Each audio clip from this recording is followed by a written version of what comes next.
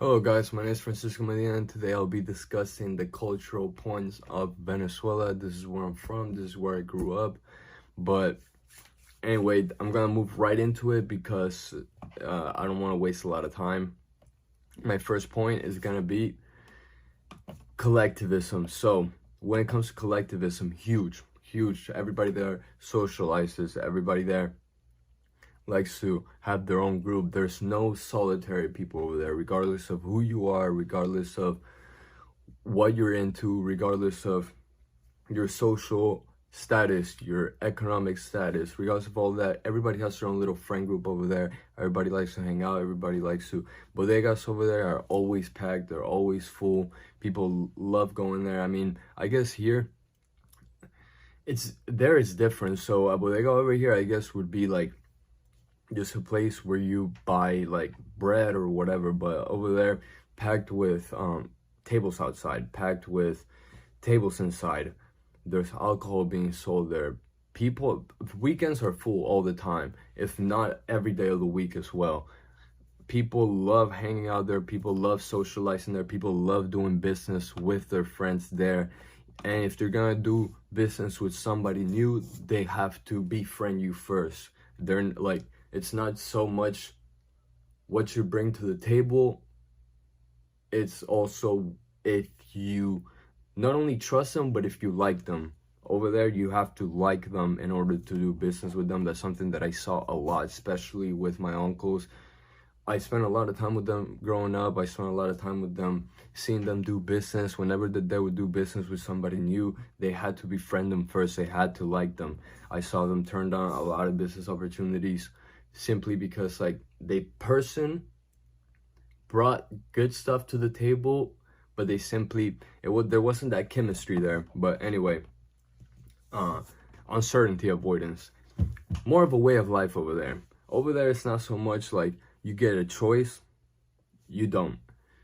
You have to almost overcome uncertainty because over there, a road would be closed one day for no reason. Stores would close for no reason. It won't even be a holiday. It won't be nothing. They'll just decide to close the store, and that's the end of it.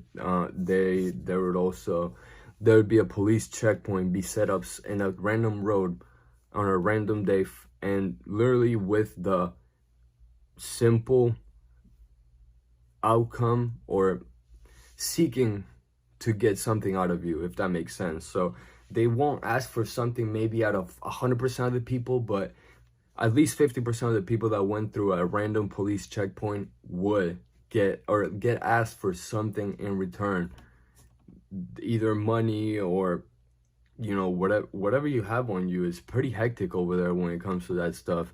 Power outages randomly for even 15, 16, sometimes even more than 24 hours at a time. The power would just go out. The water would just go out. They even have now certain schedules that they don't even follow, but they'll be like, okay, you only have water on Wednesday from 6 p.m. to Thursday at 4 p.m. for the week.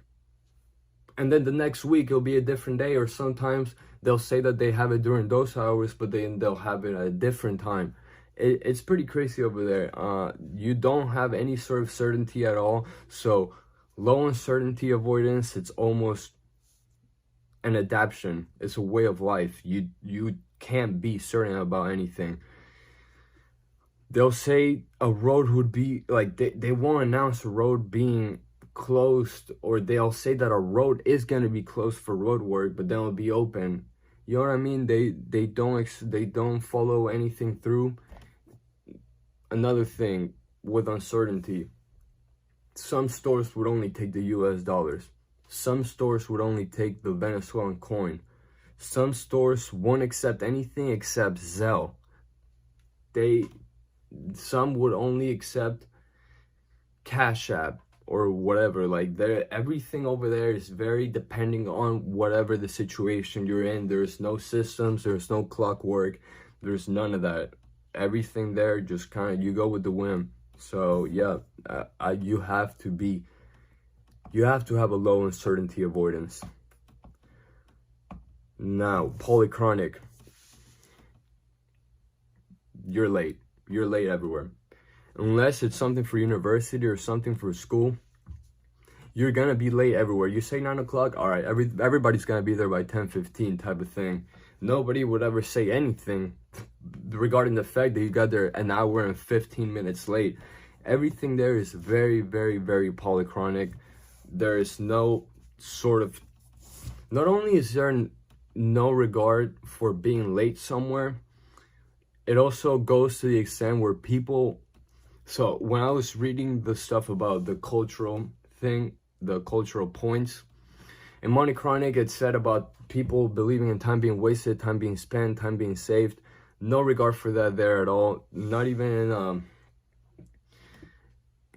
in a way where we don't care. It's almost like over there you just kind of live, you do your thing, you enjoy your time, and you kind of move on. I've never heard anybody say like, oh, looking back, man, I wasted so much time doing this, or oh man, why am I out tonight? I should be doing that. Obviously people do what they're supposed to do, but there's no regard for like time being wasted over there. You just sort of have a good time, you hang out with your friends, you do your thing, and that's that. Now,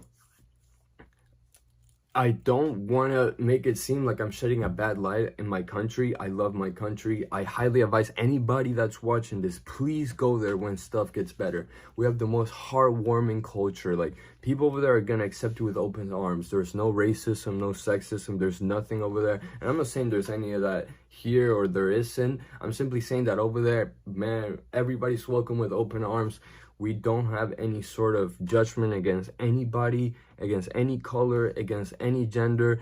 Everything over there is simply very traditional. There is family values, but that's it. Like it's almost like we do our thing and we have no judgment for the way anybody else does their thing. We're a very open culture in that regard. So please, please, please go to Venezuela if you have the chance later in your life. Thank you for listening to me. I hope I didn't shed a bad light. Simply being crystal clear because I love my country and that's where I'm from. Have a good one.